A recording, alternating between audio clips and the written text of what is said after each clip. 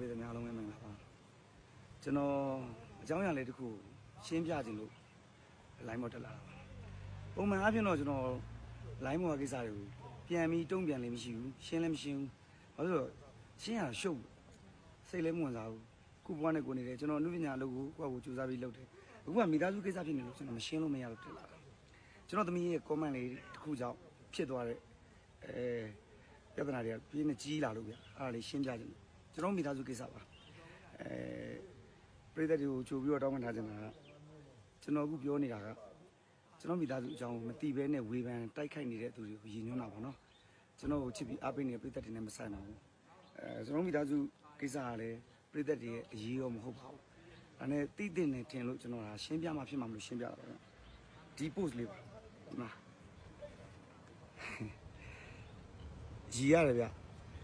ဗါတယ်အစင်တန်းခွဲကြပြီးငွေမဲ့တဲ့ခံခိုင်းနေကျွန်တော်သားအကြီးကောင်ကျွန်တော်ငွေဖြတ်လိုက်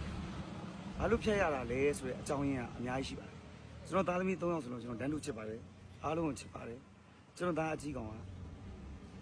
အိမ်တော်အရင်ဆုံးကြပါတယ်ကြားတဲ့အချိန်မှာလည်းကျွန်တော်မင်္ဂလာဆောင်ကြီးကြီးခန်းခန်းနာလေးဆောင်ပေးပါတယ်ကျွန်တော်ချွေးမလေးကကလဝဲသရာရဲ့ပေါ့အစင်ရရွာလေးတယောက်မှာနေပါတယ်သူတို့တွေကပုံမှန်မိသားစုလေးပါအရန်လေးပြည့်စုံတဲ့မိသားစုပေါ့အစင်ရရွာလေးတယောက်မှာနေပါတယ်သူတို့တွေကပုံမှန်မိသားစုလေးပါအရန်လေးပြည့်စုံတဲ့မိသားစုမဟုတ်ပါဘူးဒါပေမဲ့ကျွန်တော်ချစ်ပါတယ်ကျွန်တော်ချွေးမလေးကိုကျွန်တော်ချစ်ပါတယ်အဲ့အတွက်ကျွန်တော်တတိယခန်းခန်းနာတင်းတယ်လေးမိသားဖသားပြီးတောင်းရမ်းပြီးတော့မှကျွန်တော်သားကြီးရဲ့မင်္ဂလာပွဲကိုကျွန်တော်ကျင်းပပေးခဲ့ပါတယ်အဲ့တော့အခုလူတွေကထင်နေတာကျွန်တော်သားကျွန်တော်ငွေမဲ့လို့အဲ့ကောင်မလေးနဲ့မပေးစားပဲနဲ့ကျွန်တော်အမွေဖြတ်လိုက်တယ်ဆိုမဟုတ်ဘူးဗျပြောင်းပြန်ဖြစ်နေတာကျွန်တော်ချွေးမလေးနဲ့စုမော်အောင်နဲ့ကျွန်တော်မှမြင်း2ယောက်ရှိပါတယ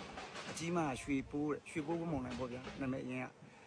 နာမည်ပြည့်စုံတော့တဲ့အငယ်မလေးကရွှေရည်ခစ်အဲ့2ယောက်စလုံးနဲ့အဲ့ညီလေး2ယောက်စလုံးနဲ့ကျွန်တော်ချွေးမကျွန်တော်မိသားစုနဲ့အတူတူရှိပါတယ်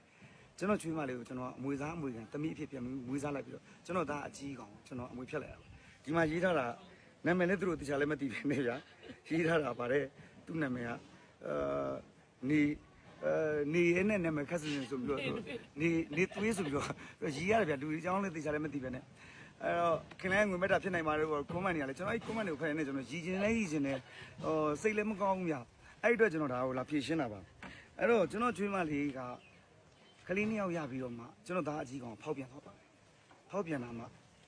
ှရိုးဖောက်ပြန်တာအချင်းချင်းဖောက်ပြန်တယ်ပြီးတော့ကျွန်တော်သားအကြီးကောင်ကအဲ့သူဖောက်ပြန်တဲ့အမျိုးသမီးနောက်ကိုကောက်ပေါင်လိုက်တော့ပါတယ်အဲ့တော့ကျွန်တော်ချွေးမလေးကိုကျွန်တော်တနာတဲ့တွေ့ကျွန်တော်က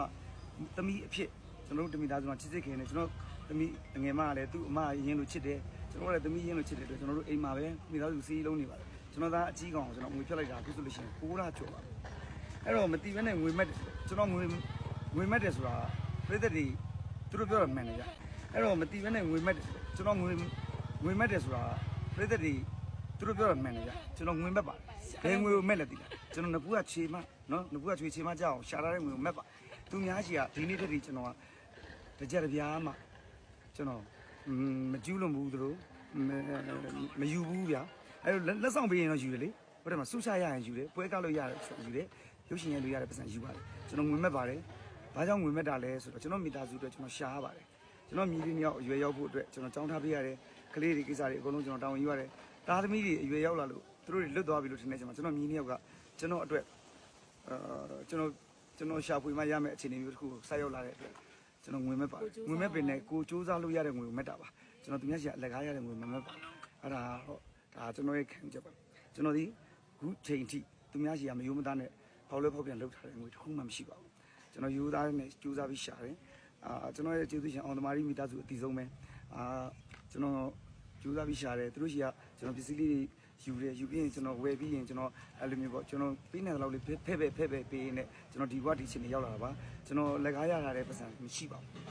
းအဲ့တော့ဒီ post ကိုတင်တဲ့သိစေချင်တာပါမိသားစုအကြောင်းကိုမသိဘဲနဲ့ဝေဖန်တဲ့သူကလည်းရေးတယ်ပြီးတော့ comment မှာရေးတဲ့သူတွေကလည်းခင်လန်ကတော့ငွေမဲ့တယ်ဆိုတာဖြစ်နိုင်ပါတယ် तू ကဘယ်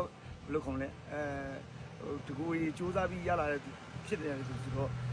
သူငွေမက်တာဖြစ်နေဟုတ်တယ်ကျွန်တော်ငွေမက်ပါတယ်ခုနကကျွန်တော်ပြောသလိုပေါ့ကျွန်တော်နှစ်ဖူးကချွေချီမကြအောင်ရှာထားတဲ့ငွေကျွန်တော်မက်ပါတယ်အဲ့ဒီငွေတွေကျွန်တော်အလကားမသုံးပါဘူးကျွန်တော်တက်နိုင်တဲ့ညမှာတူပါတယ်ကျွန်တော်မိသားစုအတွက်လိုအပ်တဲ့ညမှာသုံးပါတယ် အဲ့ဒါလေးလာပြောတာပါခင်ဗျဟုတ်ကဲ့ကျွန်တော်ငွေမဲ့ပါတယ်ခင်ဗျကြီးရတယ်နော်သူများအကြောင်းကမသိရင်မပြောပါနဲ့ခင်ဗျစိတ်တွေအကုန်လုံးရှော့ချထားပါကျွန်တော်ဆဲလဲမဆဲခြင်းညံလန်းဖြစ်စီဖြစ်ရမှာလဲကျွန်တော်ရှက်တယ်အဲ့ဒါကြီးရှက်စရာကောင်းတယ်နော်အဲ့တော့ဒီ post ကိုတင်တဲ့ လူမြန်မာစီ post ပန်ရှင်ရှက်တတ်ပါစေလို့နော်ရှက်တတ်ပါစေ